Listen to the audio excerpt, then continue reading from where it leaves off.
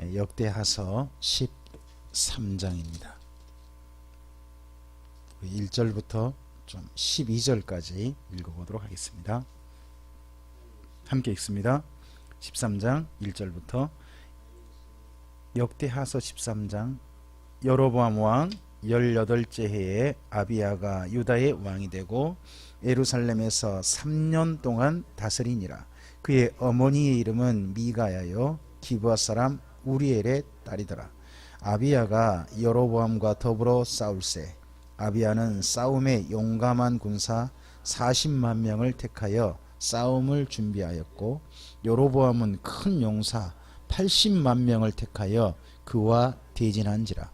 아비야가 에브라임 산중 스마랴 산 위에 서서 이르되, 여로보암과 이스라엘 무리들아 다 들으라. 이스라엘 하나님 여호와께서 소금 언약으로 이스라엘 나라를 영원히 다윗과 그의 자손에게 주신 것을 너희가 알 것 아니냐. 다윗의 아들 솔로몬의 신하 느밧의 아들 여로보암이 일어나 자기의 주를 배반하고 남봉꾼과 잡배가 모여 따름으로 스스로 강하게 되어 솔로몬의 아들 르호보암을 대적하였으나, 그때에 르호보암이 어리고 마음이 연약하여 그들의 입을 능히 막지 못하였었느니라. 이제 너희가 또 다윗 자손의 손으로 다스리는 여호와의 나라를 대적하려 하는도다. 너희는 큰 무리요, 또 여로보암이 너희를 위하여 신으로 만든 금송아지들이 너희와 함께 있도다. 너희가 아론 자손인 여호와의 제사장들과 레위 사람들을 쫓아내고 이방 백성들의 풍속을 따라 제사장을 삼지 아니하였느냐. 누구를 막론하고 어린 수송아지 한 마리와 순양 7마리를 끌고 와서 장립을 받고자 하는 자마다 허무한 신들의 제사장이 될 수 있도다. 우리에게는 여호와께서 우리 하나님이 되시니 우리가 그를 배반하지 아니하였고, 여호와를 섬기는 제사장들이 있으니 아론의 자손이요 또 레위 사람들이 수종 들어 매일 아침 저녁으로 여호와 앞에 번제를 드리며 분향하며, 또 깨끗한 상에 진설병을 놓고 또 금 등잔대가 있어 그 등에 저녁마다 불을 켜나니, 우리는 우리 하나님 여호와의 계명을 지키나 너희는 그를 배반하였느니라. 하나님이 우리와 함께하사 우리의 머리가 되시고 그의 제사장들도 우리와 함께하여 전쟁의 나팔을 불어 너희를 공격하느니라. 이스라엘 자손들아, 너희 조상들의 하나님 여호와와 싸우지 말라. 너희가 형통하지 못하리라. 아멘. 원래 여로보암과 르호보암이 동시대 왕이죠. 근데 여로보암이 좀 더 오래 산 모양입니다.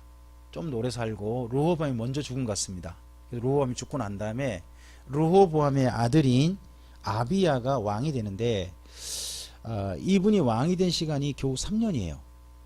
거기 13장 2절에 있죠.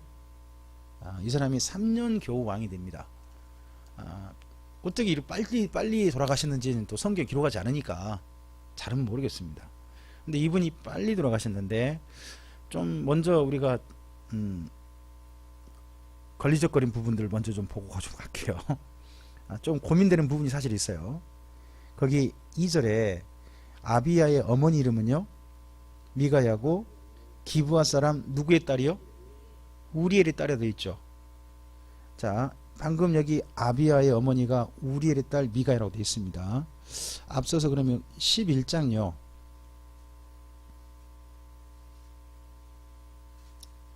11장 21절 22절 봐보세요.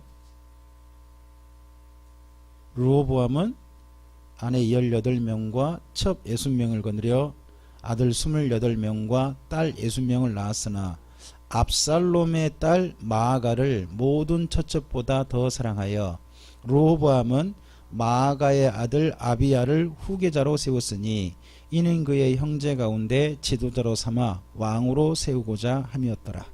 여기 아비야 이름은 똑같잖아요.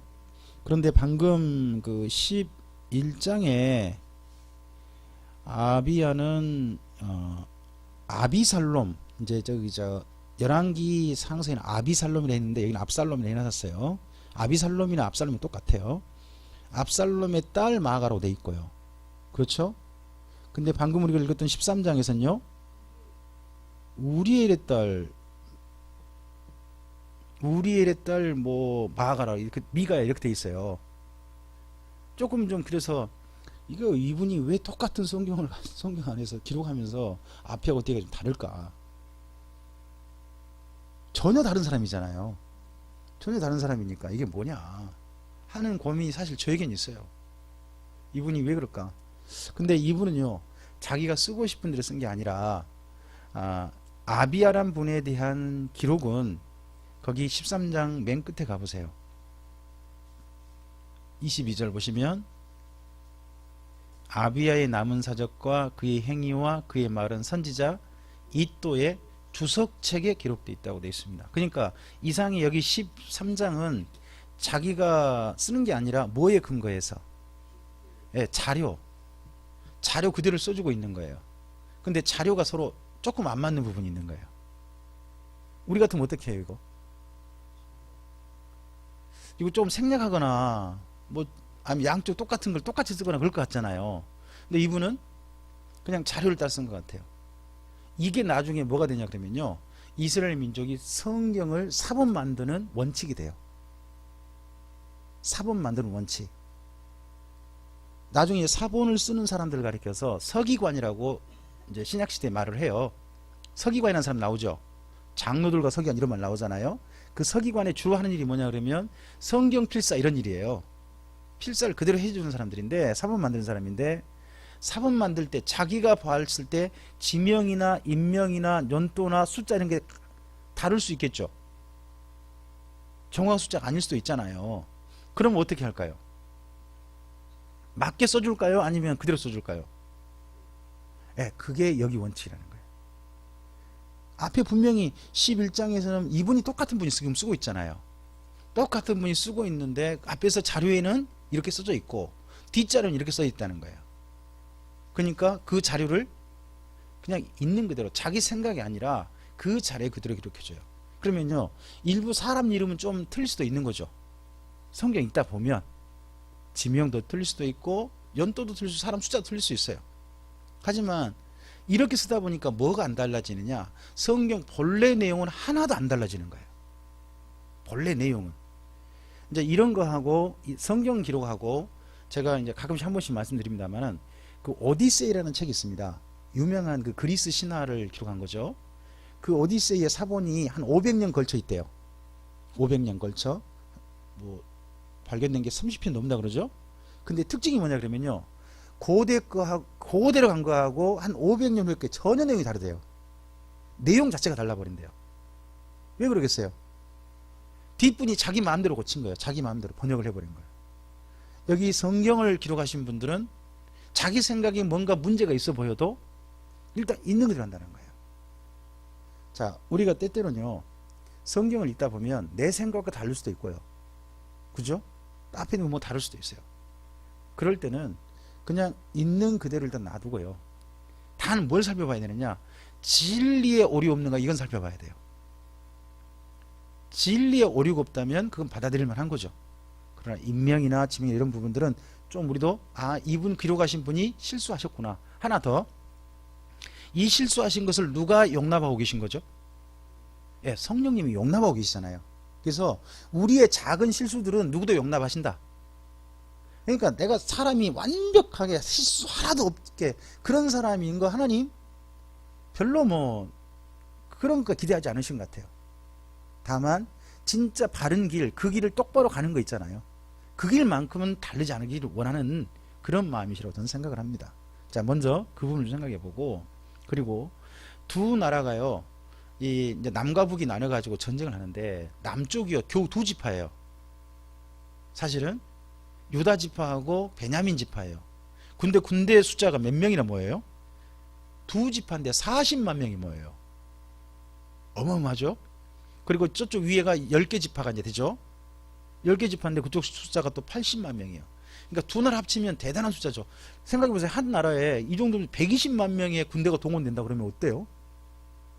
이거 진짜 강력한 군대거든요. 제법. 그러잖아요. 이 두 나라가 근데 이게 나뉜 거죠. 나뉘었을 때 아마도 여로보암도 여기 아비야도 뭔 말 했을 거고 저쪽 그 북이스라엘 왕 여로보암도 뭐라고 했겠죠. 양쪽에서 뭐라고 했을 거 아닙니까. 근데 전쟁 선포할 때 이쪽 유다 왕인 아비야가 한 말만 아마 기록된 것 같습니다. 아비야가 말할 때 저쪽 사람들을 팍 까버리는 말도 하고요. 자기들의 정당성도 이야기합니다.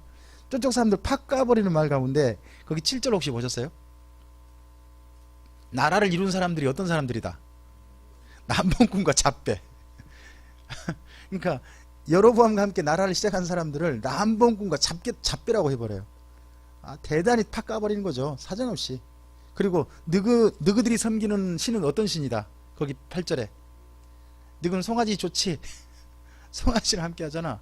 또 그런데다가 그들의 그 했던 종교 행위를 완전히 비난해 버립니다.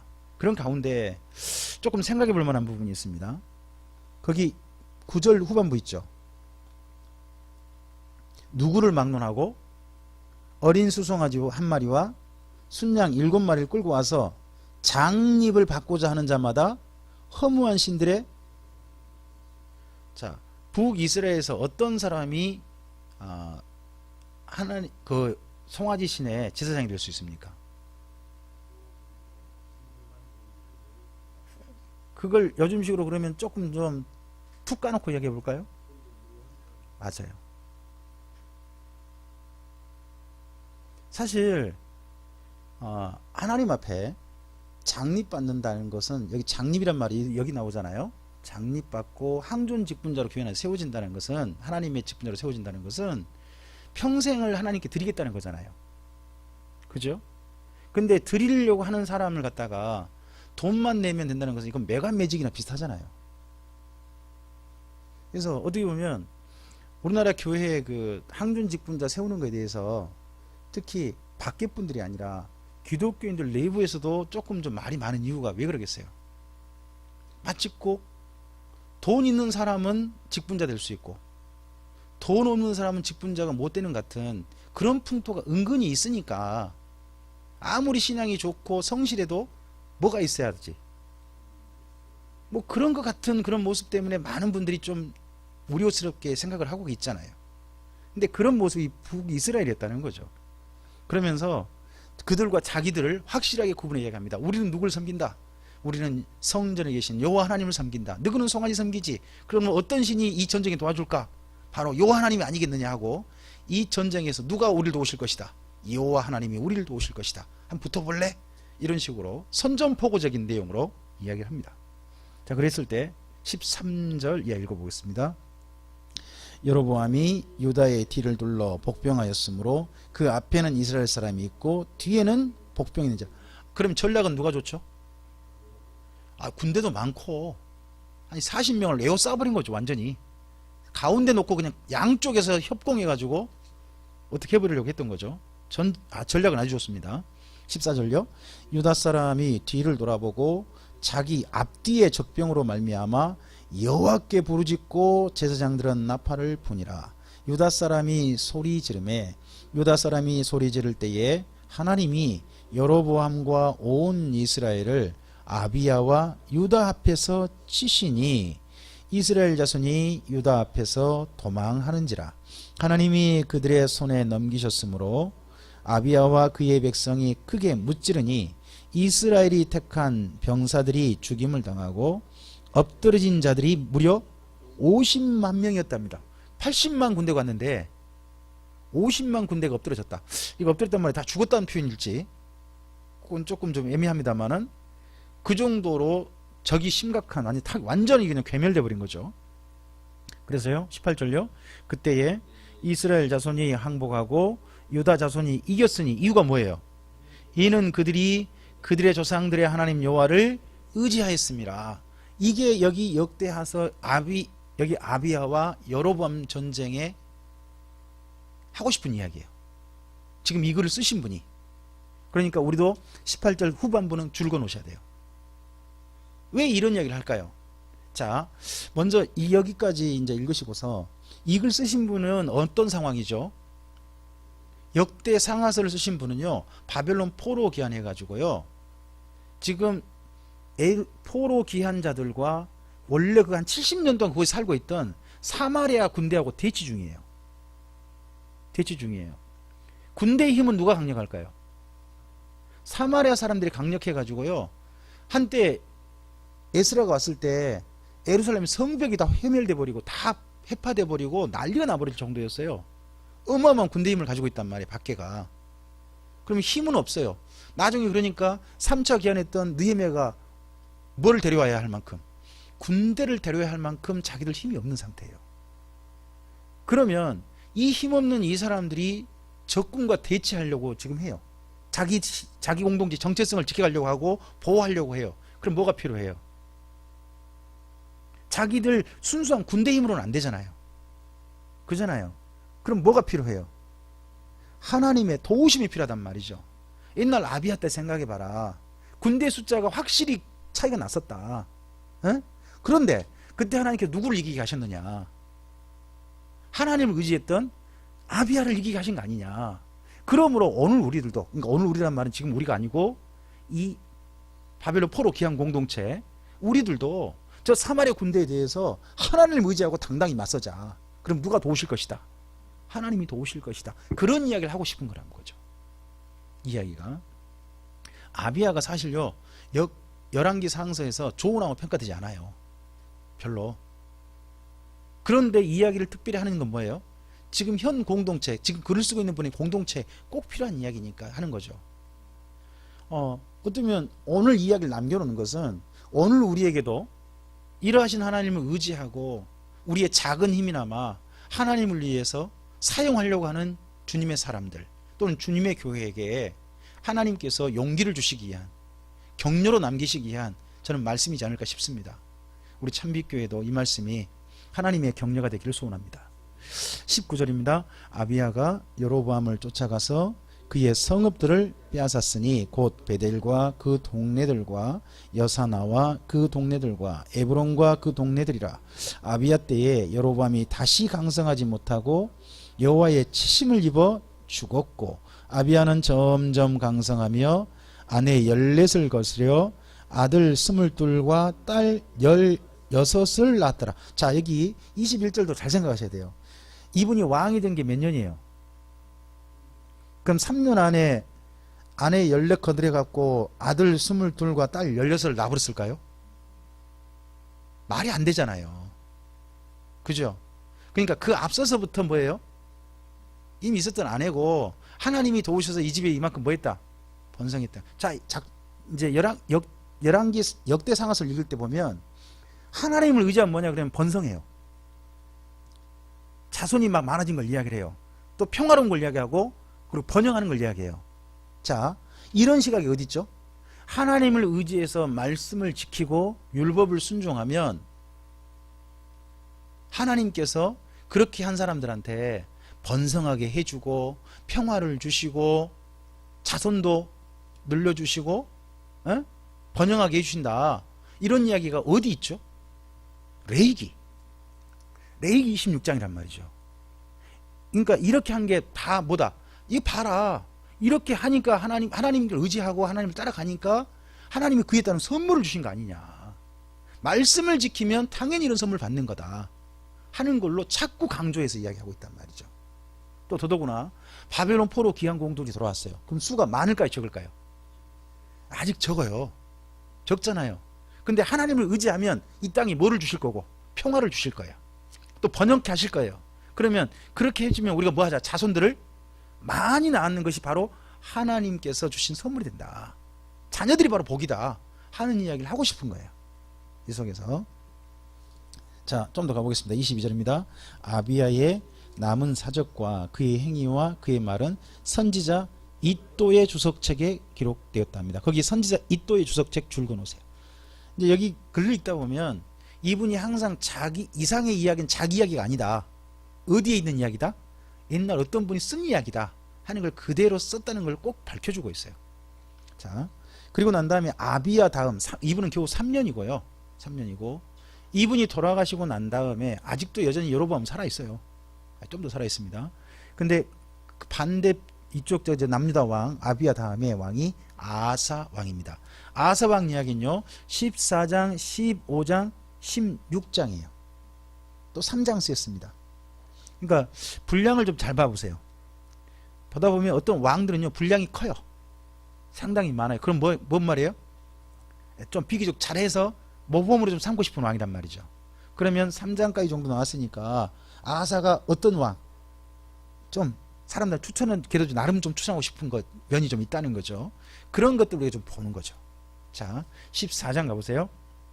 아비야가 그의 조상들과 함께 누움에 다윗성에 장사되고 그의 아들 아사가 대신하여 왕이 되니 그의 시대에 그의 땅이 10년 동안 뭐했다? 평안했다. 이런 말을 잘 보셔야 돼요. 평안했다. 항상 어디를 염두에 둔 거냐 그러면 레위기 26장을 염두에 두고 이야기를 하는 거예요. 자꾸. 자 그럴 때 조금 그 이스라엘 민족이 독특한 표현 나왔죠. 아비야가 그의 조상들과 함께 누웠다. 이 말은 어떤 말이라고 그랬죠? 네, 같은 무덤.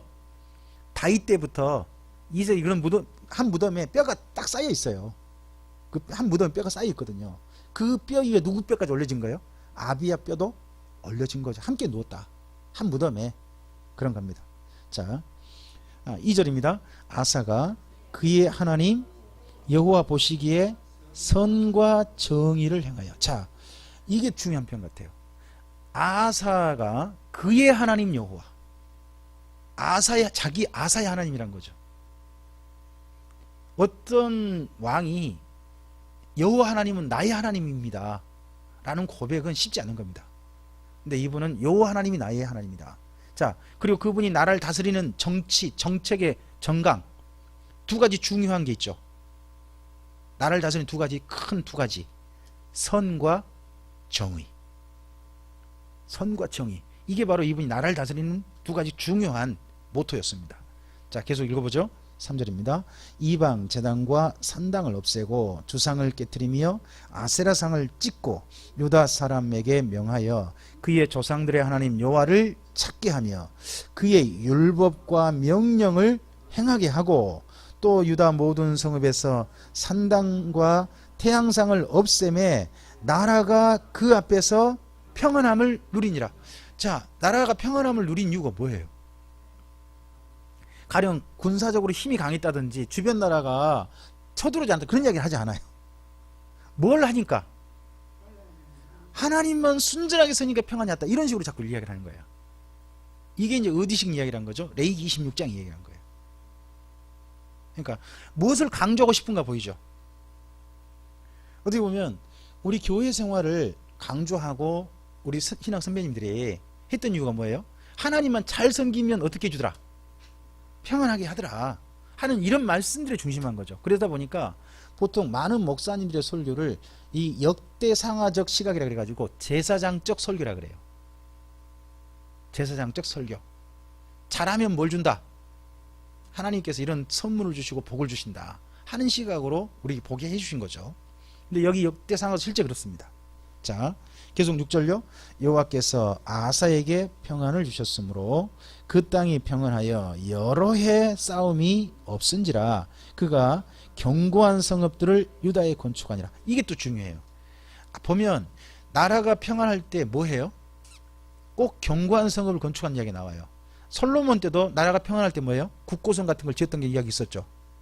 여기도 평안하니까 뭐예요? 견고한 성을 건축해요. 평안하다고 내 마음대로 놀고 먹자 이렇게 좋은 시절부터 노세 젊어서 이렇게 하는 게 아니라는 거죠. 평안하니까 뭘 준비해요? 언젠가 전쟁이 있을 것을 미리 그때 준비를 해놓는 거예요. 다 이것이 그러니까 좋은 어떤 정책으로서 이야기해주고 있는 거죠. 그 다음 계속 좀 읽어가 보도록 하겠습니다. 7절입니다. 아사가 일찍이 유다 사람에게 이르되 우리가 우리 하나님 여호와를 찾았으므로 이 땅이 아직 우리 앞에 있나니 우리가 이 성읍들을 건축하고 그 주위에 성곽과 망대와 문과 빗장을 만들자. 우리가 주를 찾았으므로 주께서 우리 사방에 평안을 주셨느니라 하고 이에 그들이 성읍을 형통하게 건축하였더라. 아사의 군대는 유다 중에서 큰 방패와 창 잡는 자가 30만 명이고 베냐민 중에서 작은 방패를 잡으며 활을 당긴 장애가 28만 명이라 그들은 다 큰 용사였더라. 아비야 때 군대가 몇 만이었죠? 40만이었잖아요. 근데 지금 여기 아사 왕 때 군대가 얼마나 늘어요?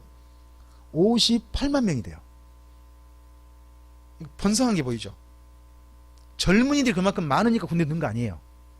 그렇죠? 옛날엔 군대는 또 젊은이들만 다 모집하니까, 싸울 만한 사람 모집하니까. 그러니까 그만큼 아사 시대에 뭐 하니까 하나님만 의지하고 하나님을 따르려고 하니까 하나님 이만큼 번성하게 해주셨다, 나라를 이만큼 강력하게 해주셨다 하는 이야기로 하고 있는 거죠. 자, 이렇게 강력해졌을 때 그때 한 외세가 쳐들어왔어요. 9절입니다. 구스 사람 세라가 그들을 치려하여 군사 100만 명과 병거 300대를 거느리고 마레사에 이르렀답니다. 여기 구스 사람이면 구스가 어디죠? 이집트 아니에요. 이디오피아. 옛날에 과거에 이디오피아는 굉장히 강력한 나라였대요. 이디오피아가 이디오피아만을 땅으로 하면 거기는 시바라고 해요. 시바라고 하고, 거기서 이 이디오피아 강력해가지고 나중에요, 이쪽 이 가나안 땅까지 와가지고 땅을 점령했어요. 아라비아 반도 남방을 해가지고 아라비아 반도 남방하고 구스 땅하고 그 밑에 땅까지 점령해가지고 큰 제국을 이루거든요. 그럴 때는 스바라고 한대요. 스바라고. 그런 강력한 나라가 여기 이 나라인데, 이 나라가 아마도 이때까지 예멘을 차지하고 있었지 않나 싶어요. 그러다가 어디까지? 여기 남유다를 좀 먹어보려고 군대를 무려 100만 명을 동원했다는 거죠. 어마어마하죠. 근데 그 제가 전쟁사를 읽어보니까, 그리고 국방 TV라는데 그 상당히 재밌습니다. 그 읽어보면 전쟁을 아주 진짜 재밌게 이야기해 줍니다. 들어보니까 뭐 우리나라에 100만 대군 막 쳐들어 그런 이야기 있잖아요. 들어보니까 100만이 실제로 100만은 다 아니래요. 싸울 수 있는 사람이 있고요, 나머지는 뒤에서 보조해 주는 사람이래. 밥해 주는 사람. 그러니까 쉽게 말하면 싸우는 전투병이 있고 뒤에 공병이 있잖아요.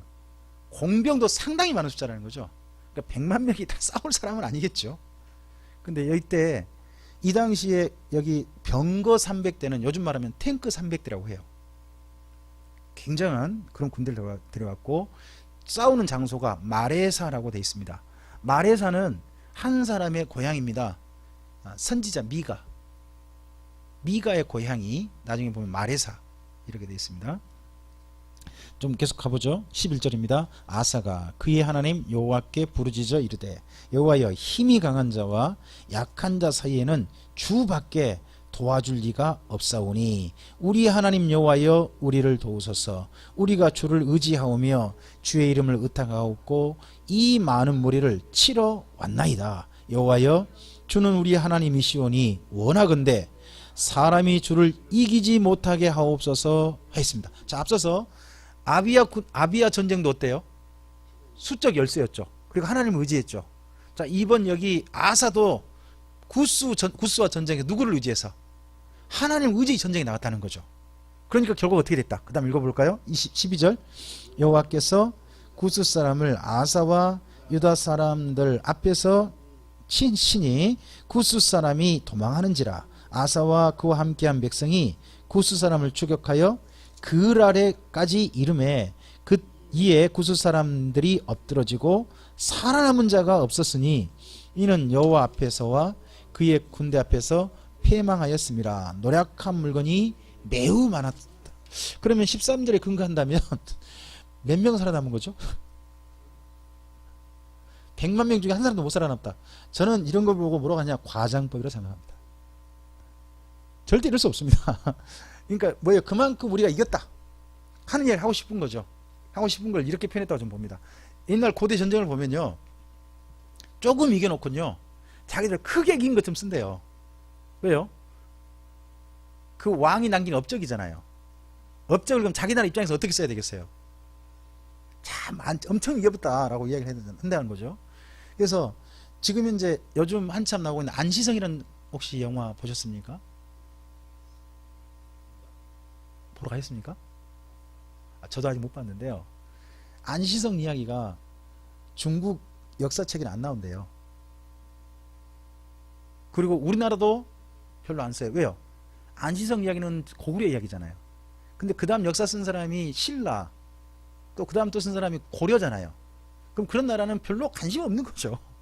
관심이 없다 보니 거기 안 쓰는데, 이게 약간 이야기가 남아있는데, 분명히 그 수나라, 당나라에 엄청난 군대가 왔지만 이기지 못하고 갔단 말이죠. 근데 그 지점이 분명히 안시성이다 하는 건 분명해요. 분명한데 거기 얘기를 왜 그쪽은 안 쓰고, 그리고 대신에 그때 그 수나라 황제가, 아니 저 당나라 황제가 그때 왔을 때 이태민이 와서 몇 군데 이긴 것만 써놨다고 해요. 당나라 역사에는. 대신 자기들이 진 이야기는 안 썼다는 거죠. 이게 바로 다 뭐냐 그러면, 역사는 그래서 승자의 기록이라고 하는 거예요. 그러니까 역사는 항상 뭐가 있다? 자기들 입장에서 뭔가 기록한다는 거예요.